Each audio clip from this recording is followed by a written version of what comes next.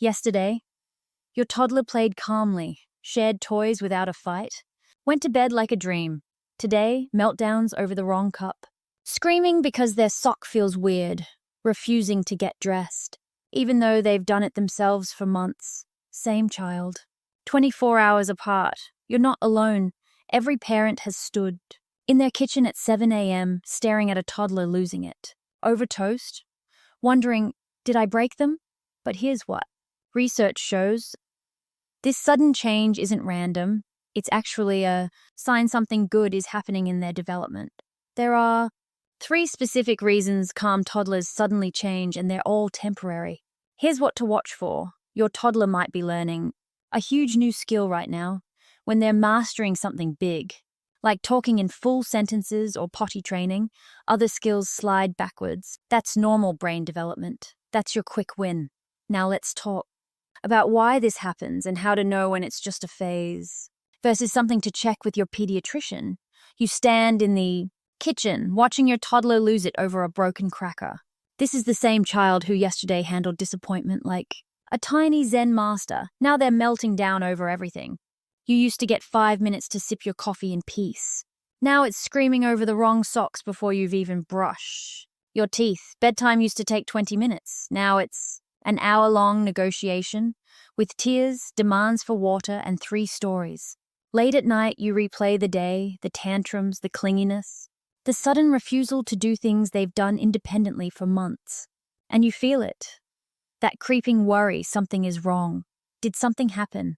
Did they see something scary? Did I do something wrong? Here's the truth. Your child isn't broken. You didn't cause this.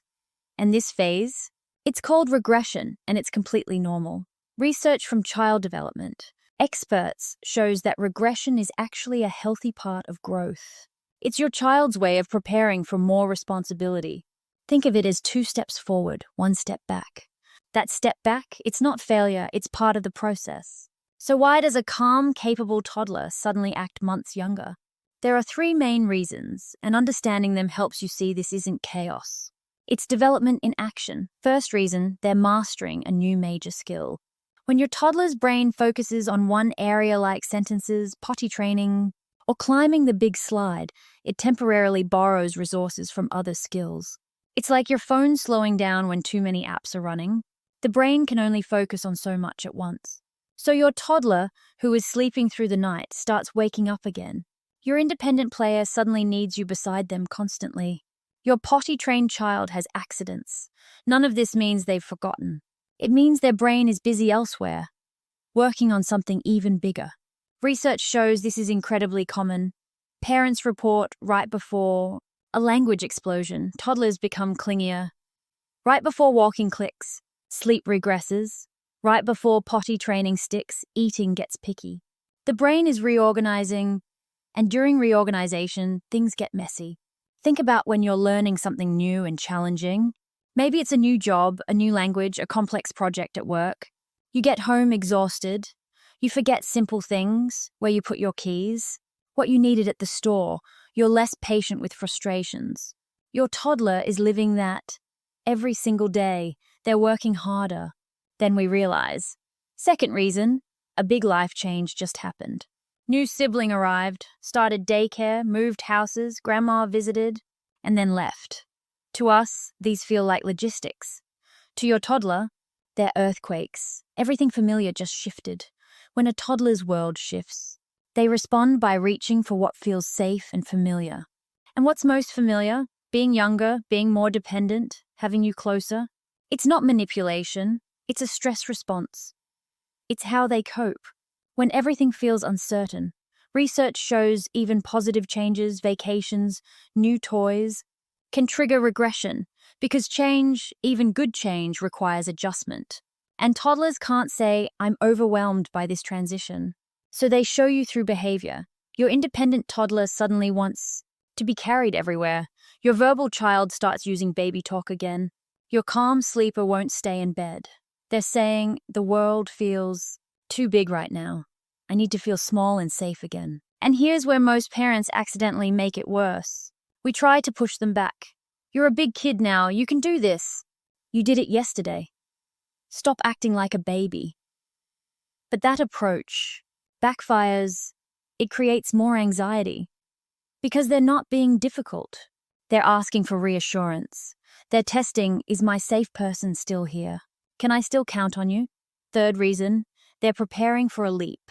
This sounds counterintuitive, but it's backed by research. Right before toddlers take a major step toward independence, they often regress into dependence first. It's like they're testing, is my safety net still there? And once they get that reassurance, they leap forward with confidence. You might see extra clinginess before preschool, extra neediness before mastering a skill, extra emotion before calm.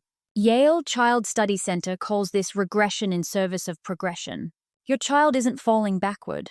They're gathering security before venturing out. So what do you do when regression hits? 3 responses help. First, expect it and normalize it. Instead of panicking or fixing it, recognize, this is temporary, this is normal. This doesn't mean I did something wrong. When you stay calm, your child feels safer, and feeling safer helps them move through regression faster. Try this. When your toddler asks for help, don't shame them. Don't say, you're being a baby. Instead, help them. Offer closeness. It sounds like you're rewarding regression, but you're filling their emotional tank so they can move forward. Second, stick to routines. When everything feels chaotic inside, external structure helps. Keep bedtime the same, keep meal times consistent. Keep your responses predictable. Routines are anchors. They tell your child, even though you feel wobbly inside, the world is still stable. Quick pause. If tips like this help, subscribe so you feel less alone when the next phase hits. Third, watch the timeline. Most regressions last 2 to 3 weeks. If it's been a week, you're halfway through. But if it's been a month and things worsen, check with your pediatrician. Most regressions resolve on their own, but it's always okay to get help. Research shows regressions are short-lived when children feel supported, not pressured. The more you force them back, the longer it lasts. Disclaimer: our content is informational, not medical advice. If you're unsure, check in with a pediatric professional.